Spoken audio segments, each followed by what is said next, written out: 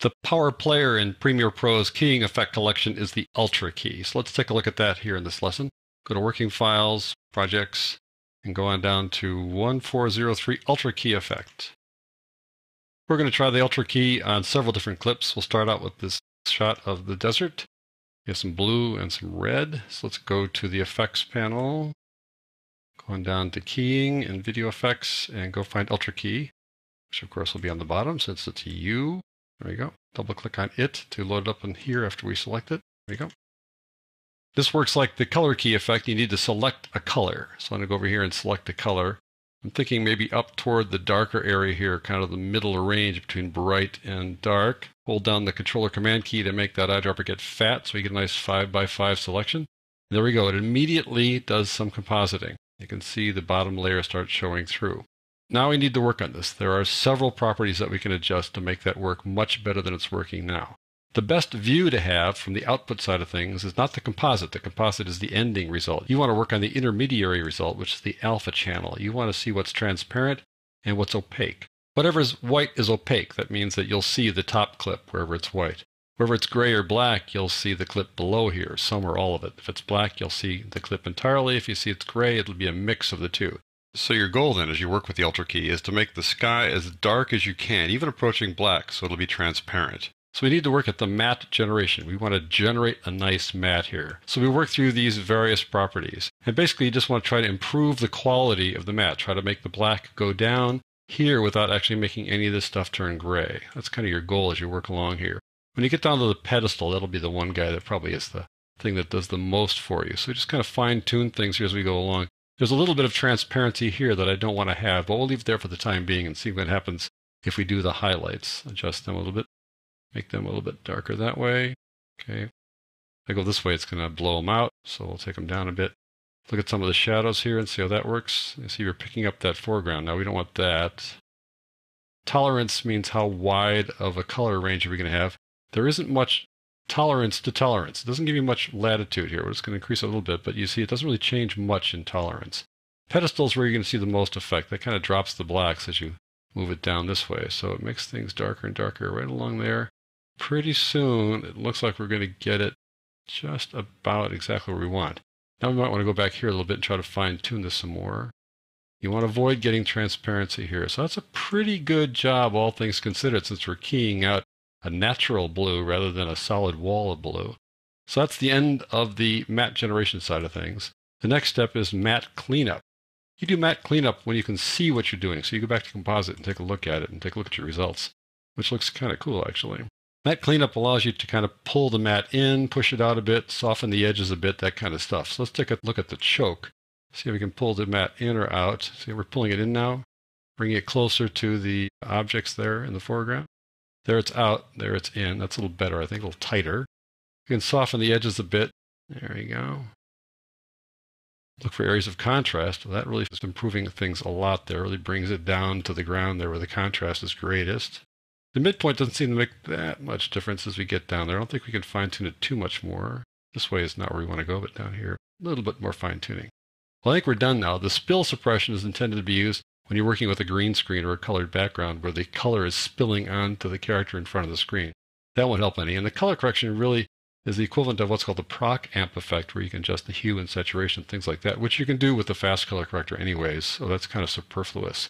So these first two parts are the most important here, where you're working with nature, essentially. Let's move on over to the time-lapse, which is something where it's black or it's dark. A whole different kind of scene here, and you wonder if the Ultra key will work on a dark area like this. So we just select this, make it active, double-click on it to bring it in, do the same routine as before. I want to make sure I go into the clip far enough where it's really pretty dark, like right around there. The eyedropper tool, hold down the controller command key to make it fat, to take that 5x5 pixel range. Got that, and bam, look at that, already settled down pretty well. Let's look at the alpha channel to see how it works. See, it looks kind of dark gray as opposed to black, so it's not a totally good matte. Go back to matte generation again. Go through the process you did before, make that area darker. I'm going to make it black right there. Pull this down, go to the highlight. Not too many highlights here in this dark area. Plenty of shadows though. Let's see if we can work on the shadows a little bit. No. Tolerance is the color. That's mainly blacks. Not much tolerance there. Now the pedestal is going to be the guy who pulls things down for us. Gets most of the blacks. Perhaps it would have been better if I had taken my sample right there. So I'm going to go back and try again. Click on this, and sample right there. See if that works any better. Same little process as before. I think we probably were better off where we started. So I'll go back and click this over here where that area is different. There you go. That works reasonably well for this particular scene. I mean, the Luma key probably would be better here. Let's go down to the composite view so we can see how it really looks. And when you have the composite view open, you open up the matte cleanup and you see how that works. You can pull it in a little bit or spread it out. There you go. Soften the edges a bit, and you can see it more dramatically here than you did with the other clip. Look for areas of contrast. The midpoint again has a little bit of an effect, but not much. So there we go. Kind of wild, huh? All right, let's move on to something that the Ultra Key really was built for, and that's when you're working in a green screen. I'll select that. I have the Luma curve on here already to help out when I use the color key, but maybe with the Ultra Key it won't make that much difference. I think it'll just help to make it look brighter like that.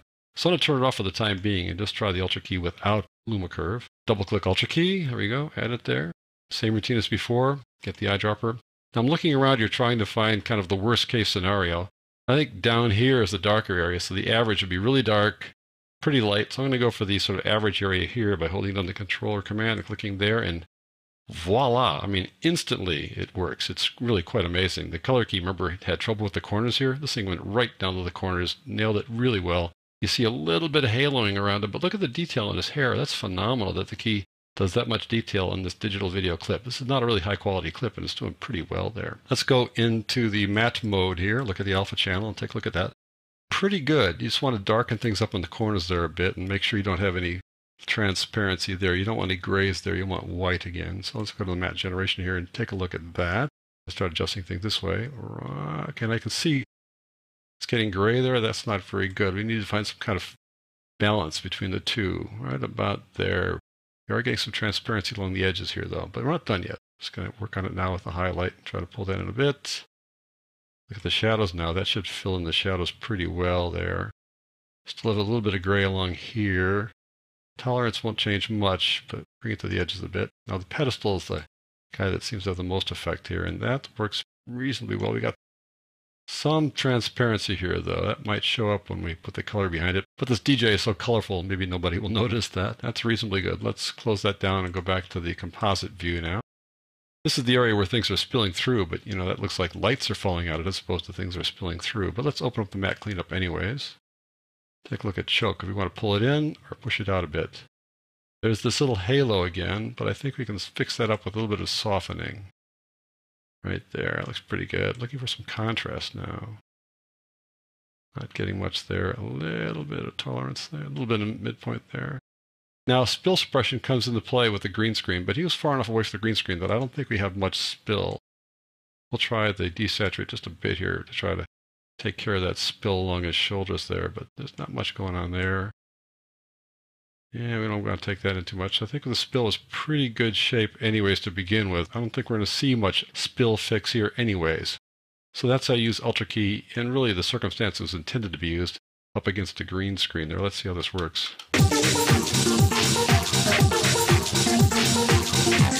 Pretty good. We might want to choke it in just a little bit, I'm thinking, because you see that green on his shoulders there, so I would maybe pull it in just a touch here. See how it's coming in, getting rid of that green on the shoulders? Yeah, that looks better. Okay, let's do one more thing here. We have this green screen here where my student Bruce Philpott put 4 of himself in one scene. This is one of the shots where he used a green screen to get him in with 3 other guys, 3 other versions of himself. What we want to do is make that green screen transparent, so guess what we're going to use? Use the old Ultra Key again. Just double click on that, bring it in. This will look a little different. I'm going to click right down here where it's dark. That's kind of the average area there. And I'll hold on the controller command and do that.